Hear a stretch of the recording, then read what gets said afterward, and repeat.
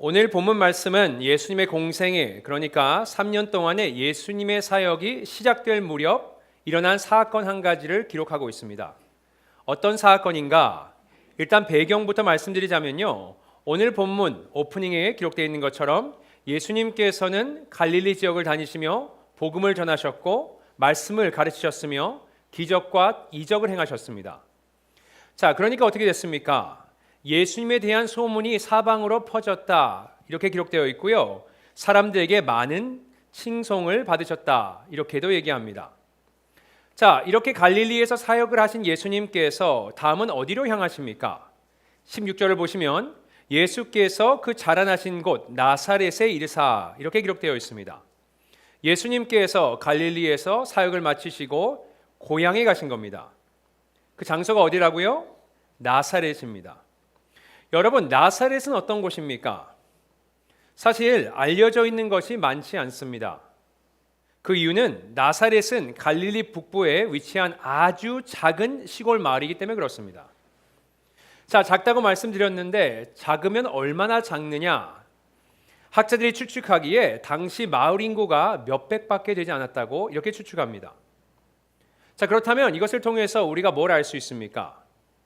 서로가 서로를 다 알고 지냈다는 겁니다. 우리에게도 이런 속담이 있죠. 누구 집 숟가락 쑥까지 안다. 마찬가지로 어떤 일들이 일어나고 있는지 가정사를 다 알 정도로 인구가 적은 겁니다. 그리고 나사렛은 이렇게 작고 사람들에게 알려지지 않은 작은 시골 동네였기 때문에 사람들은 종종 이것 출신 사람들을 무시하기도 했습니다.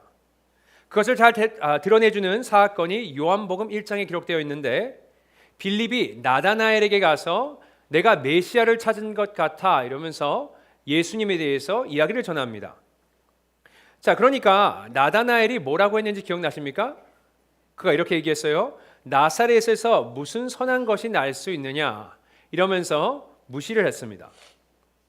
자, 여기까지가 예수님께서 자라신 고향 나사렛에 대한 소개입니다.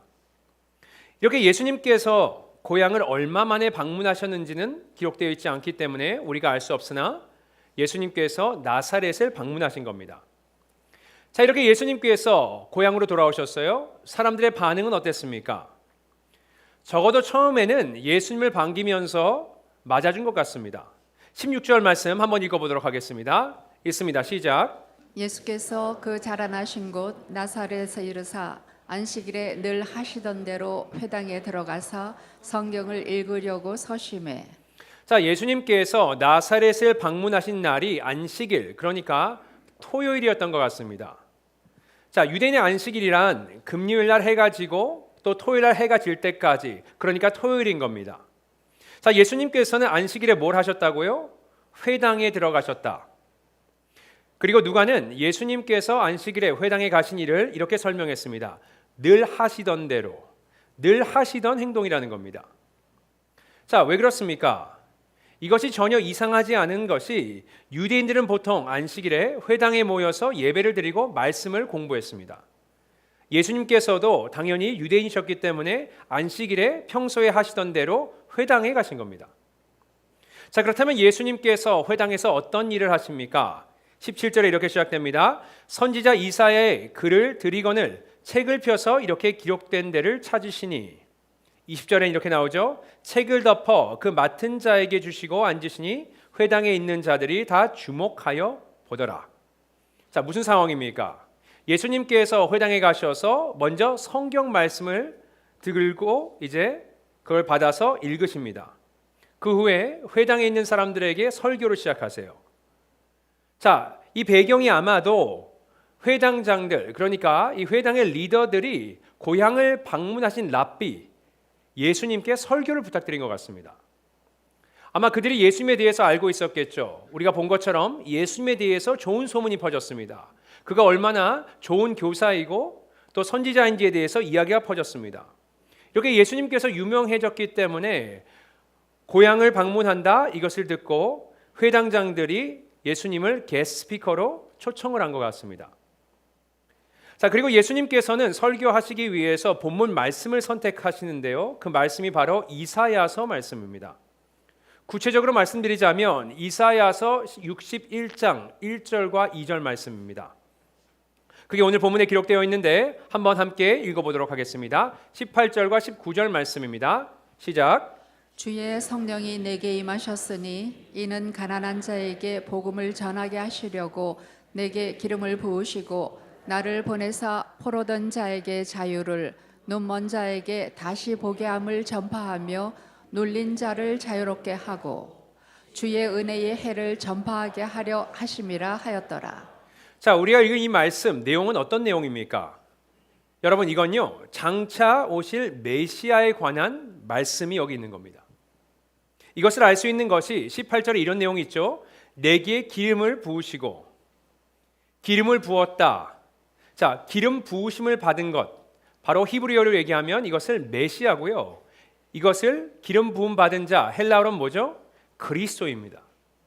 따라서 여기 이 말씀은 메시아, 그리스도에 관한 내용을 담고 있다는 겁니다.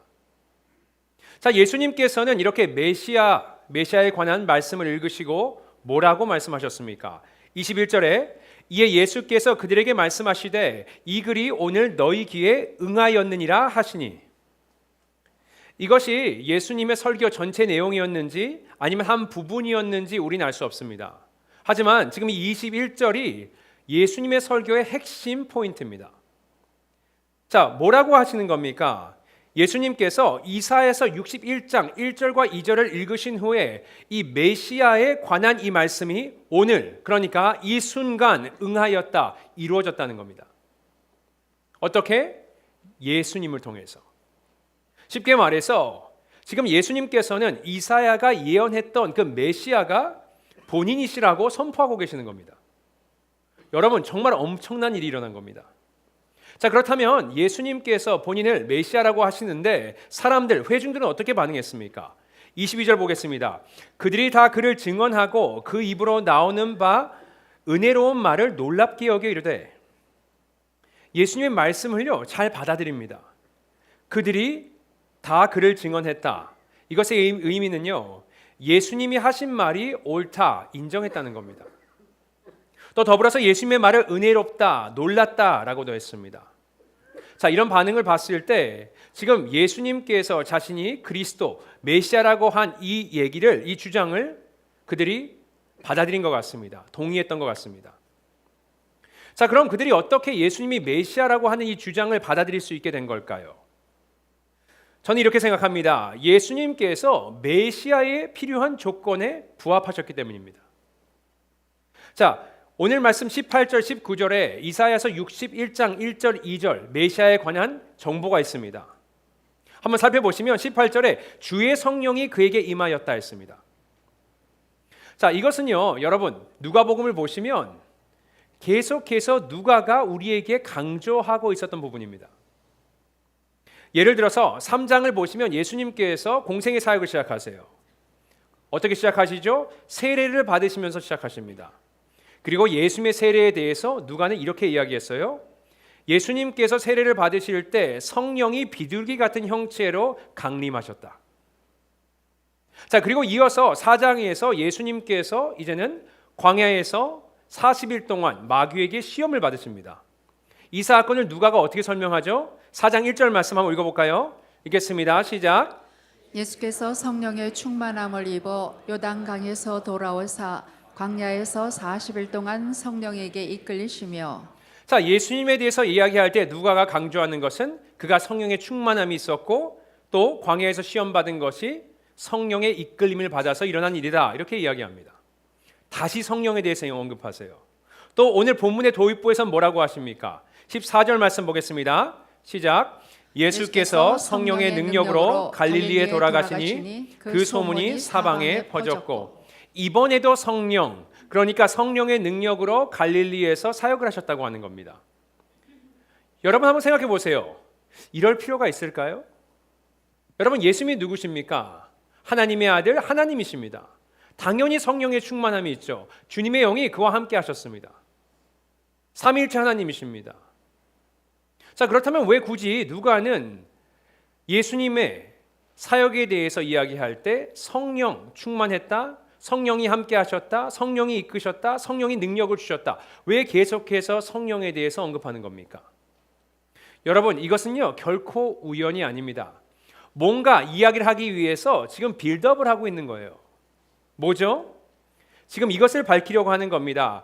이사야서 61장에서 주의 성령이 그에게, 그러니까 메시아에게 임한다. 이 말씀이 누구를 통해서 이루어졌다고요? 예수 그리스도를 통해서 이루어졌음을 사람들에게 증거하는 겁니다.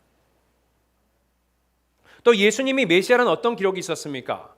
본문에 보시면 메시아는 가난한 자들에게 복음을 전파한다. 이걸 누가 이루죠? 예수 그리스도. 어떻게 하십니까? 우리가 잘 알고 있는 산상수훈 팔복에서 이렇게 설교하셨죠. 가난한 자는 복이 있나니 천국이 그들의 것이다. 참고로 여기서 얘기하는 가난함은 경제적인 가난함을 이야기하는 것이 아니고 영적으로 가난한 자는 복이 있다고 하시는 겁니다. 다시 말해서 영적으로 내가 영적이지 않은 것을 아는 사람들, 죄인임을 아는 사람들에게는 구원을 받을 기회가 주어질 것이다. 이렇게 이야기하고 계시는 겁니다. 또한 뭐라고 했습니까? 본문에서 메시아가 올 텐데 그가 눈먼 자를 보게 할 것이다. 자, 이 또한 예수님께서 이루시죠. 어떻게 이루시죠? 공생애 동안 예수님께서는 많은 시각장애인들을 고치셨습니다. 대표적인 예로 여리고성 근처에 있던 바디메오가 있고요. 또 요한복음 9장을 보시면 태어날 때부터 보지 못했던 그런 사람이 있고 예수님께서는 진흙으로 그의 눈을 바르시면서 그를 치유하셨습니다. 예수님께서 그를 통해서 눈먼 자가 보게 될 것이라고 한 것을 이루신 겁니다. 또 이렇게 육신의 눈뿐만 아니고 영으로 보지 못하는 자들, 눈먼 자들의 눈도 열어주셨습니다. 전에는 본인이 죄인인지 몰랐어요. 영적으로 문제가 있는지 알지 못했습니다. 어디로 와서 어디로 가야 하는지 모르고 살았어요. 하지만 예수 그리스도를 통해서 그들의 눈이 열렸고 그들은 본인들이 죄인임을 깨닫게 되고 오로지 하나님만이 그들을 구원할 수 있다는 것에 눈을 열렸습니다. 또 어떻게 나옵니까? 오늘 본문에서 메시아는 포로된 자, 눌린 자들에게 자유를 주신다고 하셨습니다. 이것도 예수님께서 이루시죠. 어떻게 해요? 죄의 사슬에 묶여있는 우리, 사망을 할 수밖에 없는 우리를 예수 그리스도를 통해서 그의 죽음을 통해서 믿는 자마다 구원을 허락하여 주셨습니다. 죄에서 사망에서 자유를 선포해 주신 거예요. 이것을 다 뭐라고 하냐? 이것이 바로 이사야가 이야기하는 주의 은혜의 해, 주빌리, 희년입니다. 희년이 임했다는 거예요. 왜? 예수님께서 오셨으니까. 자, 이걸 종합해 보면 우리가 뭘 알 수 있습니까? 이사야는요, 메시아에 대해서 이야기했던 이 예언, 이것이 바로 예수 그리스도를 통해서 다 성취되었다는 겁니다. 그렇기 때문에 예수님께서 자신을 메시아라고 주장을 해도 사람들은 반박할 수 없어요. 인정할 수밖에 없었던 겁니다. 그래서 이 말씀을 받아들였다. 여러분, 이렇게 예수님께서는 그분의 사역을 통해서 말씀을 통해서 치유하시고 귀신을 쫓아내시면서 또 죄인들에게 구원을 선포하시면서 당신이 메시아임을 증명하셨습니다. 자, 여기까지는 분위기가 좋아요. 그죠? 예수님께서 말씀을 하셨고 본인이 메시아라고 밝히셨고 사람들이 수긍하는 것 같습니다. 그런데요, 이때 갑자기 아무도 예상하지 못한 일이 벌어집니다. 자, 그게 뭡니까? 예수님께서는 계속 설교를 이어가세요. 그런데 그 설교를 들은 사람들의 반응이요, 180도로 변합니다. 자, 한번 보겠습니다. 28절과 29절 말씀 읽겠습니다. 시작. 회당에 있는 자들이 이것을 듣고 다 크게 화가 나서 일어나 동네 밖으로 쫓아내어 그 동네가 건설된 산 땅덩어리까지 끌고 가서 밀쳐 떨어뜨리고자 하되. 갑자기 예수님의 설교를 들은 자들이 예수님께 크게 분노합니다. 심지어 예수님을 낭떠러지에서 밀쳐서 죽이려고까지 합니다. 여러분, 이런 상황이 저만 혼란스러운가요? 우리 모두 혼란스러울 겁니다. 왜냐하면 바로 전에 22절에서 사람들의 반응과 너무 달라요. 분명 22절에서는 사람들이 예수님의 말씀을 좋아했어요. 그를 칭찬했고 그가 메시아라는 사실을 인정했습니다. 그런데 갑자기 여기 와서는 화를 내고 예수님을 너무 미워해서 죽이려고까지 하는 겁니다. 자, 이게 어떻게 가능합니까? 도대체 무슨 일이 있었던 겁니까? 저는 그 답을요 22절 후반 부분에서 찾을 수 있다고 생각합니다. 22절 말씀 다시 한번 읽어보겠습니다. 읽습니다. 시작. 그들이 다 그를 증언하고 그 입으로 나오는 바 은혜로운 말을 놀랍게 여겨 이르되 이 사람이 요셉의 아들이 아니냐. 자, 처음에는 사람들이 예수님이 메시아일 수 있다고 생각했어요. 왜냐? 다시 말씀드리지만 성경에서 예언된 메시아의 프로필과 예수님과 예수님의 사역이 정확히 일치했거든요.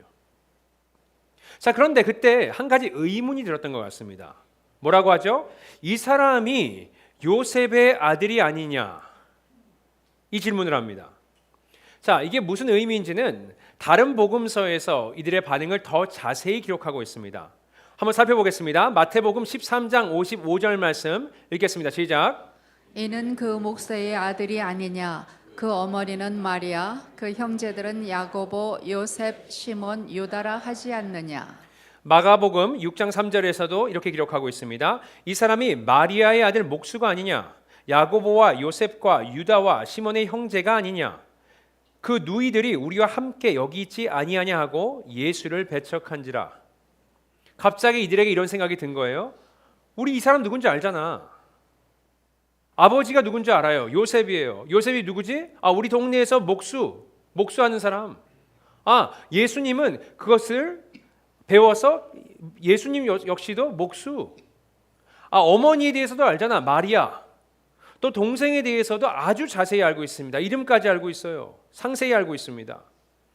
자, 그것을 생각해 보니까 예수님께서 메시아란 이 부분에 의심을 품기 시작한 겁니다. 아니겠지. 그러면서 어떤 결론을 내립니까? 마가복음에 보니까 그들이 예수를 배척한지라 부정한 겁니다. 자, 그리고 사람들은 대신 예수님께 이런 요구를 해요. 23절 보시면 예수께서 그들에게 이르시되 너희가 반드시 의사야 너 자신을 고치라 하는 속담을 인용하여 내게 말하기를 우리가 들은 바 가버나움에서 행한 일을 내 고향 여기서도 행하라 하리라. 예수님께 이런 걸 요청하는 거예요. 기적을 통해서 너가 가버나움에서 있었던 그 기적과 이적을 여기서 행해봐라. 당연히 이것은 몸이 아파서 고쳐주세요. 이런 요구가 아닙니다. 뭐예요? 순수한 요구가 아니고 의심에서 비롯된 요청입니다. 자, 그런데요, 예수님께서 어떻게 응답하십니까? 그들의 요구대로 하지 않으시고 대신 설교 말씀을 하십니다.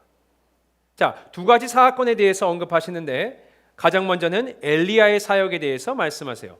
24절에서 26절 읽어보겠습니다. 시작. 또 이르시되 내가 진실로 너희에게 이르노니 선지자가 고향에서는 환영을 받는 자가 없느니라. 내가 참으로 너희에게 이르노니 엘리야 시대에 하늘이 3년 6개월간 갇히어 온 땅에 큰 흉년이 들었을 때에 이스라엘에게 많은 과부가 있었으되 엘리야가 그중 한 사람에게도 보내심을 받지 않고 오직 시돈 땅에 있는 사렙다 한 과부의 뿐이었으며.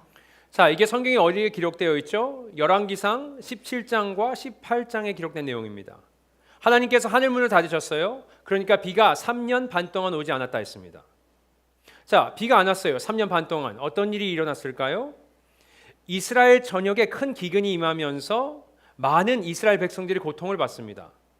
자, 비가 오지 않으니까 마실 물이 부족하죠. 또 비가 그렇게 오랫동안 오지 않았기 때문에 곡식이 자라지 않았고 그러니까 식량도 부족해진 겁니다. 자, 특히 남편이 없는 과부들은 이 기근으로 더 큰 어려움을 당해야 했습니다. 자, 이런 상황에서 하나님께서는 어떻게 하십니까? 엘리야 선지자를 이스라엘 과부에게 보내신 것이 아니고 시돈 땅에 살고 있는, 그러니까 이방 여인에게 보내셔서 그를 구원하십니다. 자, 왜 그렇게 하셨을까요? 자, 그건 당시 이스라엘 백성들은 아합과 이세벨에게 미혹되어서 엘리야를 하나님의 선지자라고 인정하지 않았습니다. 그러니까 자연스럽게 그가 하는 말이 하나님의 말씀이라고 받아들이지도 않았어요. 거부한 겁니다.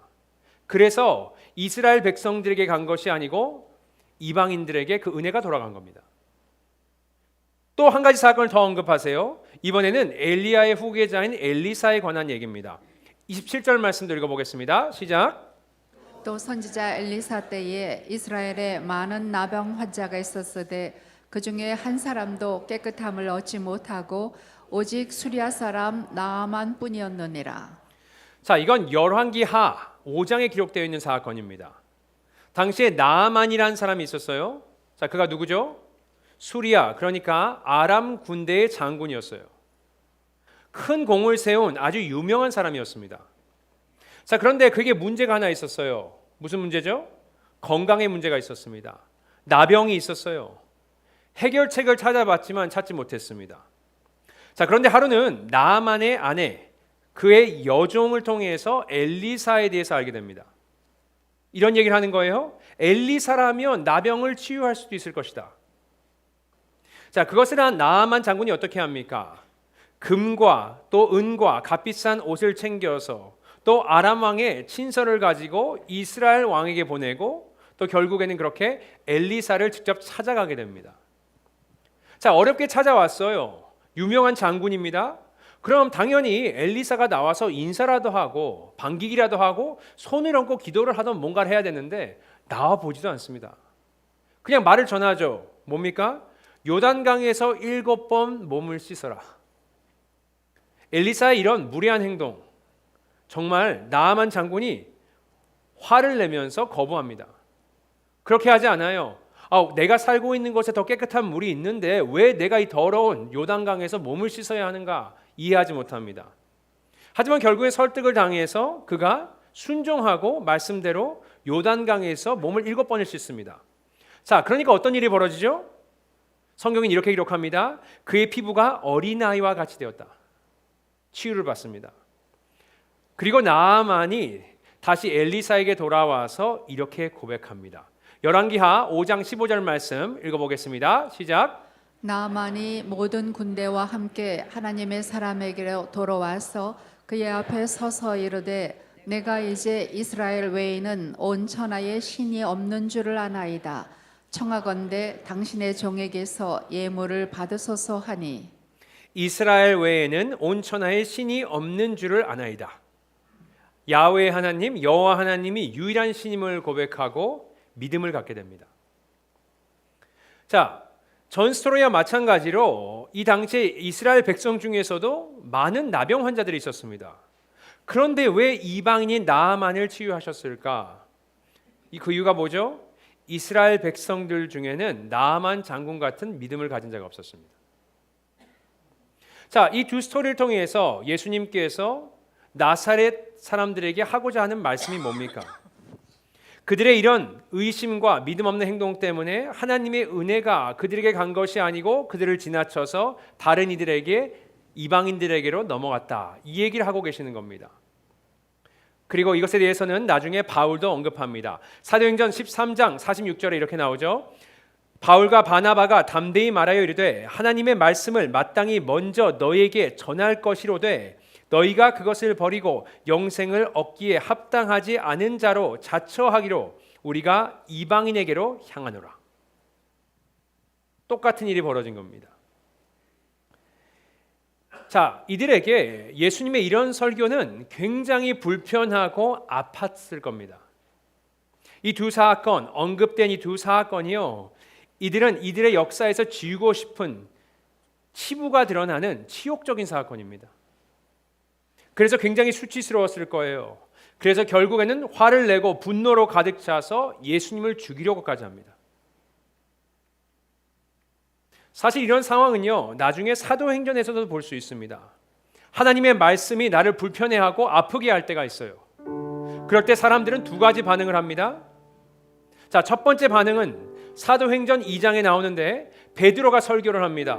그들에게 얘기하죠. 너희들이 메시아인 예수 그리스도를 알아채지 못하고 그를 십자가에 못 박혀 죽였어. 자, 그러니까 어떻게 됐어요? 성경이 기록합니다. 이 말을 듣고 마음에 찔림이 있었다. 말씀이 그들을 찌른 거예요. 아프게 한 겁니다. 자, 그러니까 이들이 어떻게 반응합니까? 제자들에게 묻죠. 형제들아, 우리가 어찌할꼬? 어떡하지? 어떻게 해야 할까? 그들에게 얘기하죠. 너희가 회개하고 예수 그리스도의 이름으로 세례를 받으라. 용서를 받으라고 합니다. 그리고 그들은 그 말씀에 순종해서 회개하고 예수의 이름으로 세례를 받습니다. 죄 사함을 받죠. 자, 그런데요, 비슷한 상황이 나중에 몇 장 뒤에도 일어납니다. 이번에는 베드로가 아닌 스데반이 설교를 해요. 그 내용을 보시면요, 베드로의 설교와 비슷합니다. 크게 다르지 않아요. 스데반 역시 설교를 통해서 그들을 책망하고 그들의 조상의 죄를 책망하고 그들에게 찔림을 주는 설교를 합니다. 그래서 사도행전 7장 54절에 그들이 이 말을 듣고 마음에 찔려 이렇게 기록되어 있습니다. 자, 그런데 이렇게 마음에 찔림이 있었던 이들이 어떻게 반응합니까? 성경에 보니까 분노하며 이를 갈았다 했습니다. 화가 진짜 머리 끝까지 난 거예요. 그리고 어떻게 했어요? 귀를 막았다. 큰 소리를 냈다 했습니다. 자, 귀를 막고 큰 소리를 냈다. 뭘 의미합니까?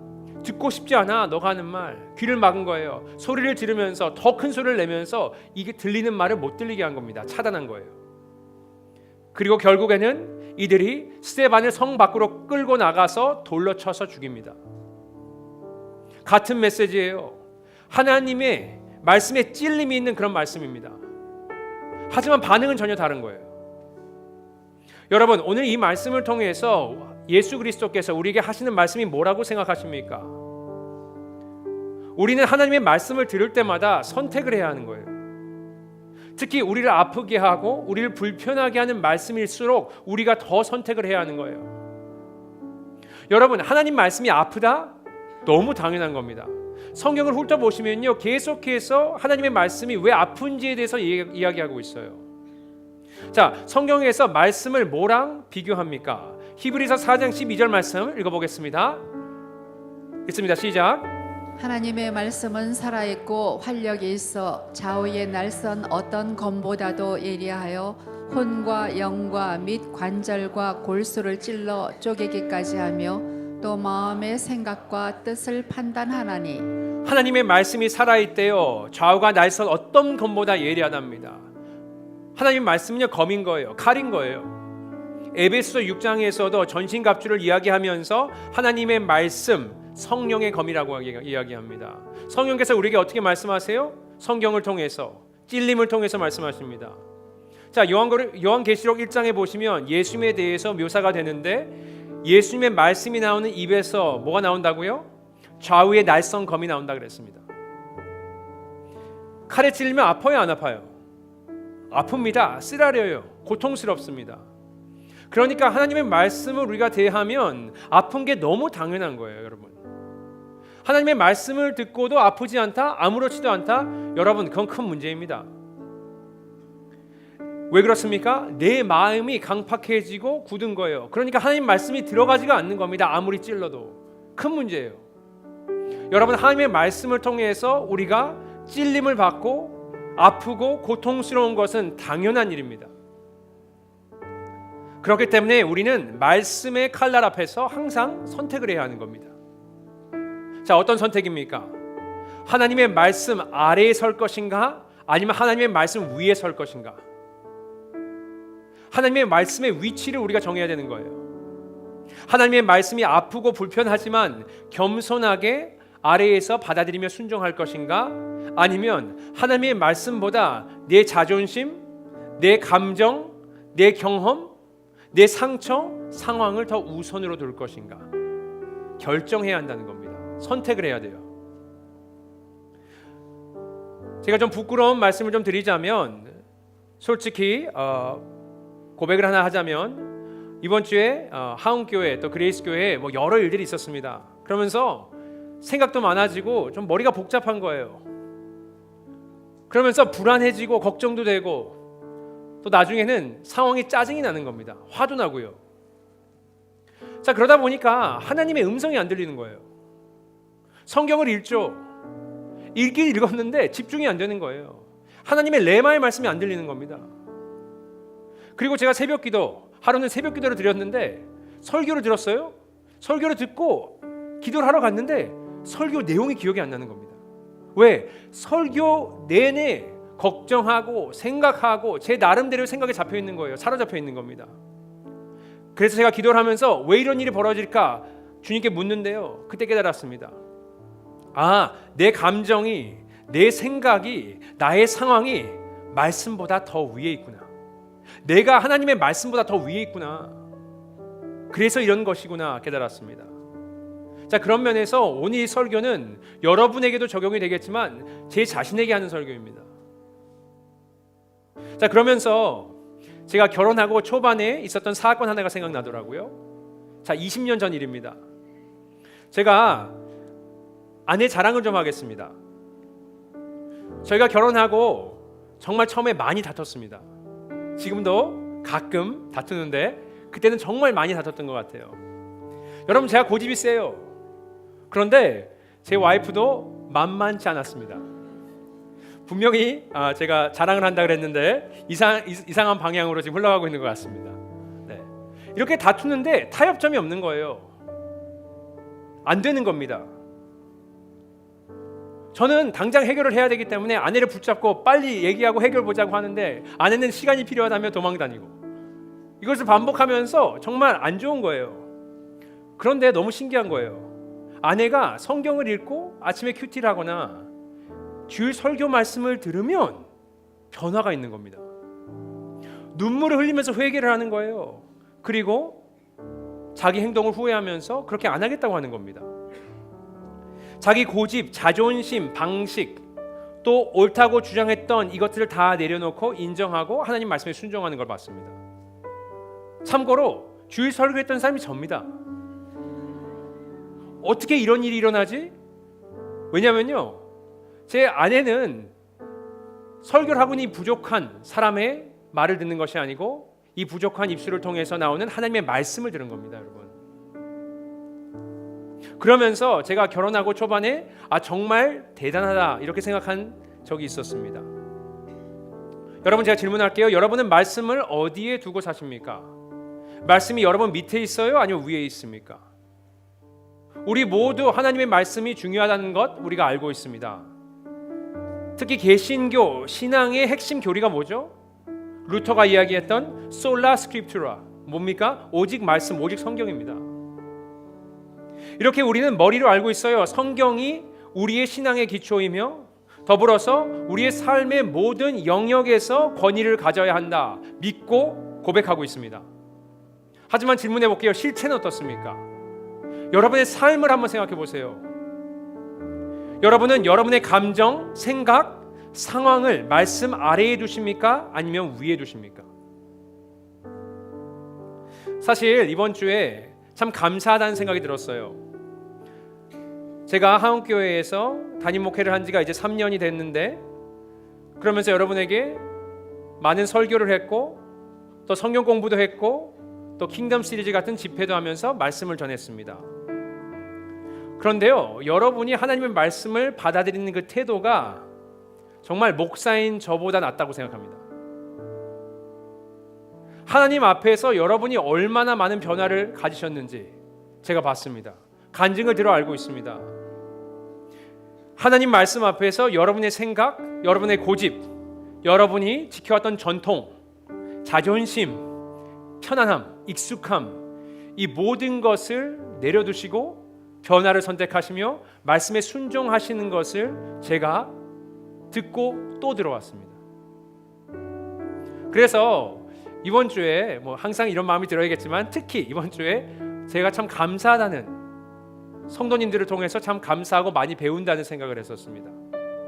그래서 여러분께 감사하다는 말씀을 꼭 전해드리고 싶습니다. 아멘 안 하시네요. 자, 여러분, 앞으로도 계속 하나님의 말씀 앞에서 여러분의 삶의 주인이 누구인지를 고백하셨으면 좋겠고, 여러분의 상황과 여러분의 감정, 여러분의 생각과 여러분의 고집, 자존심을 하나님 말씀 아래에 두시는 저와 여러분 되시기를, 이렇게 말씀의 칼날 앞에서 우리가 순종함으로 하나님 말씀에 반응하는 저와 여러분 되시기를 예수님의 이름으로 축복드립니다. 함께 이 시간 기도하시겠습니다. 이 시간 우리 기도할 때 우리가 묵상하며 나아갔으면 좋겠습니다. 하나님, 하나님의 말씀은 나의 삶에서 어디에 위치하고 있습니까? 우리 이것을 묵상하며 주님께 함께 나아가시는 시간 가지도록 하겠습니다. 기도하십니다.